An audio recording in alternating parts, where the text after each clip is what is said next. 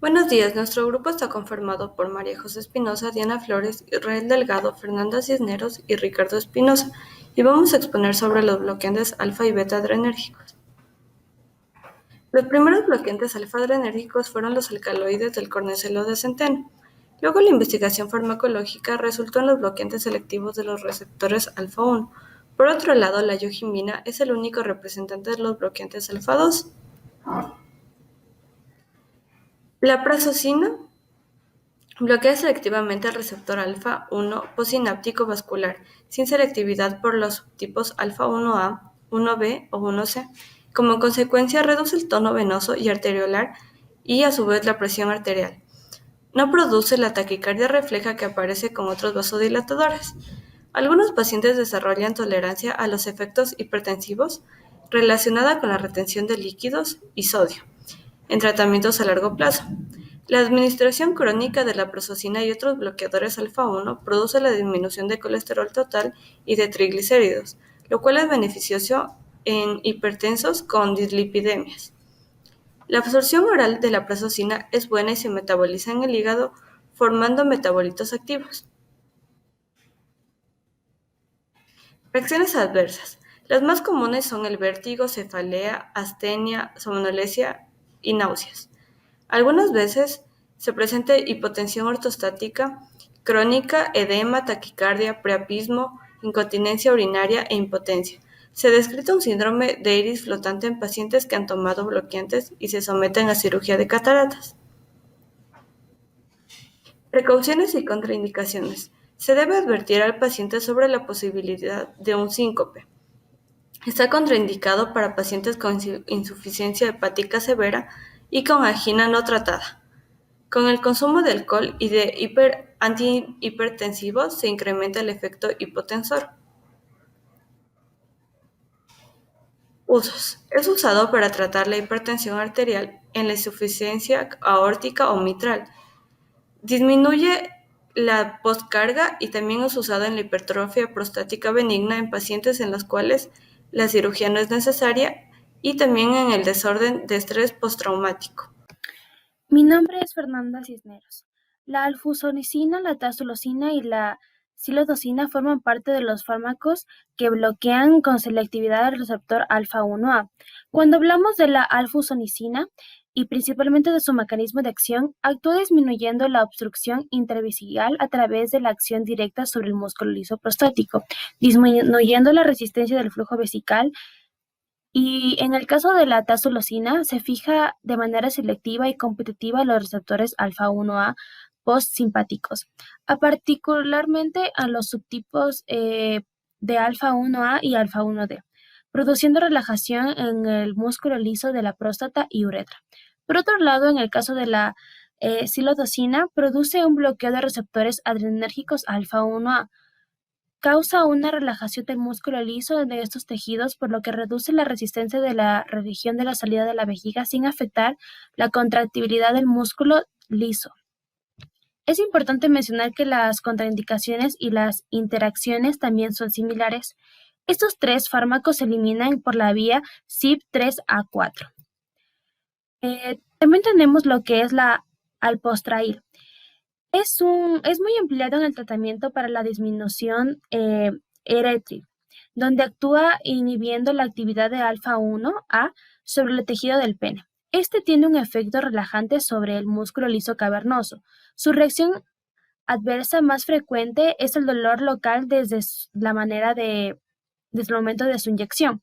Puede presentarse de igual forma una erección prolongada, priapismo y hematomas. Es importante mencionar que las altas dosis pueden provocar hipertensión. Finalmente tenemos la fentolanina, la cual es un bloqueante competitivo y selectivo de los receptores adrenérgicos alfa-1 y alfa-1,2. Su duración es relativamente corta. Cuando se aplica en el músculo liso, el vaso sanguíneo produce un bloqueo alfa-adrenérgico que produce una vasodilatación.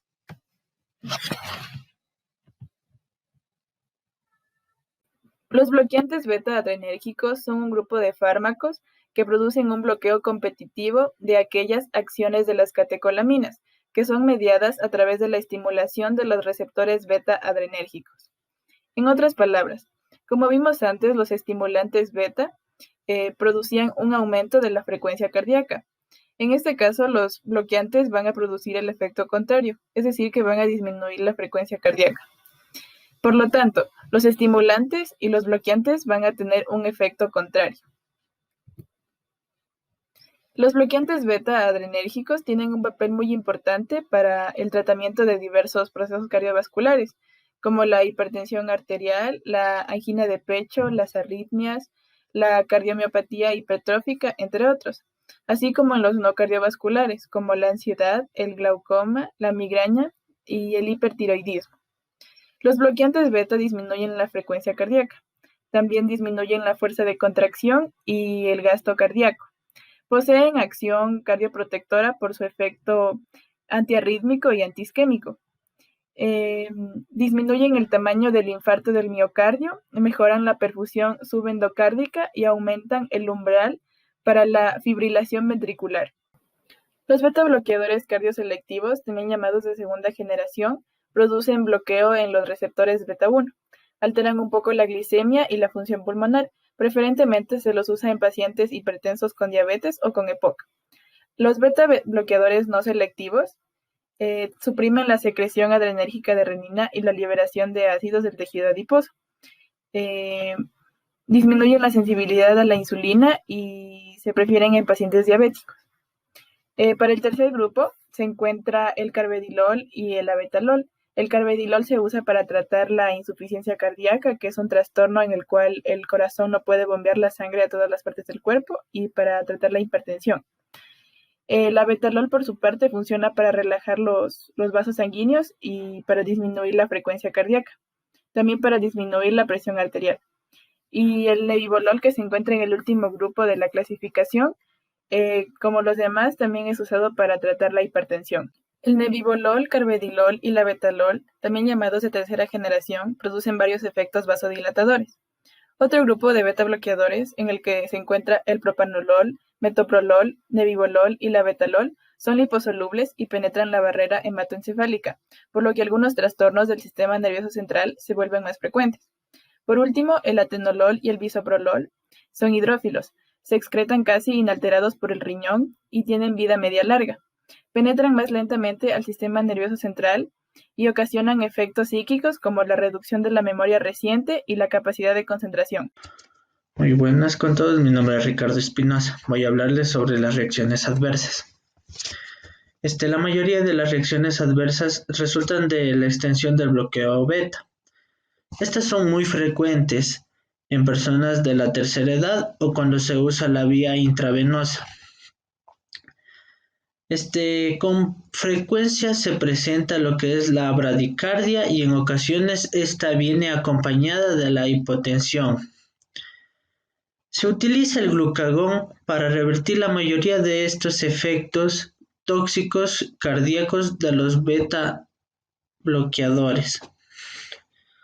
Los bloqueos cardíacos se suelen tratar con atropina intravenosa.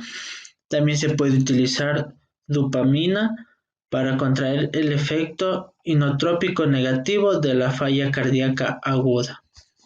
Precauciones y contraindicaciones. La mayoría se deducen de los efectos del bloqueo beta. Los mayores casos son por efectos del bloqueo beta. Esto puede provocar lo que es el asma, diabetes, bloqueos auriculoventriculares, bradicardias y enfermedades arteriales periféricas severas. Si se suspende de forma brusca la terapia de los beta bloqueadores, puede provocar una cardiopatía isquémica y causar incluso un infarto miocárdico. Además, los beta bloqueadores están clasificados según su riesgo en el uso del embarazo. Se debe hacerse ajustes a las dosis en enfermedades renales o hepáticas, según el fármaco sea excretado por el riñón o metabolismo en el hígado. Interacciones. Los bloqueadores de canales de calcio, como la verapamilo y la dilatiazem pueden causar insuficiencia cardíaca como la bradicardia severa o un bloqueo oroventricular por los efectos aditivos sobre la contractibilidad. Además, los AINs disminuyen levemente el efecto hipotensor. El efecto presor de la epinefrina se aumenta en pacientes que toman beta bloqueantes no selectivos y puede haber resistencia al tratamiento de la anafilaxia por este fármaco. Se puede incrementar el fenómeno de rebrote hipertensor producido por la clodina. Usos y dosis. La administración anticipada en el infarto del miocardio reduce el tamaño de este, previene aritmias y proporciona otros efectos beneficiosos en el postinfarto del miocardio, disminuyen significativamente la mortalidad por reducción de la muerte súbita y la prevención de reinfarto.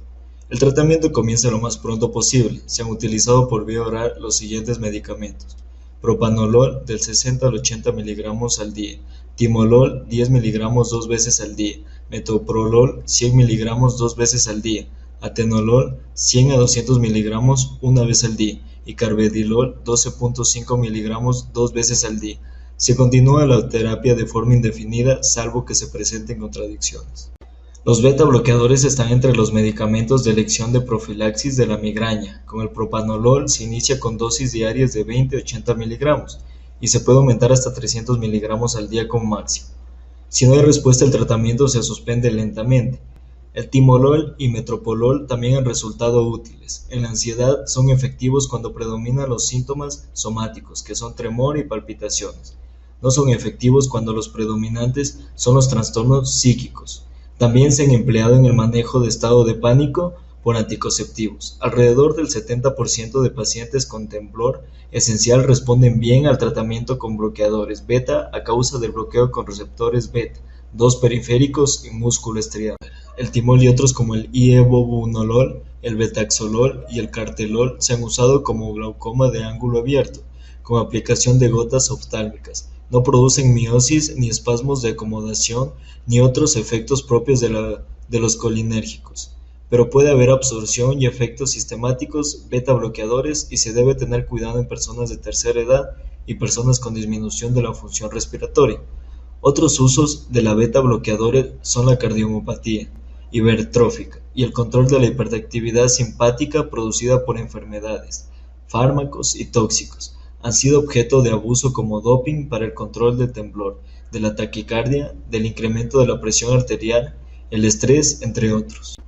La administración de beta bloqueadores por vía intravenosa provoca con más frecuencia broncoespasmo, bloqueos cardíacos, hipotensión y agravamiento de la insuficiencia cardíaca, y estos efectos persisten por varias horas. El esmolol es el nombre de un medicamento bloqueador de los receptores beta. Esto quiere decir que sus acciones son específicas en el corazón. A continuación veremos una tabla de bloqueantes beta-adrenérgicos con su respectivo nombre comercial, nombre genérico, presentaciones en la que viene y la dosis en adultos.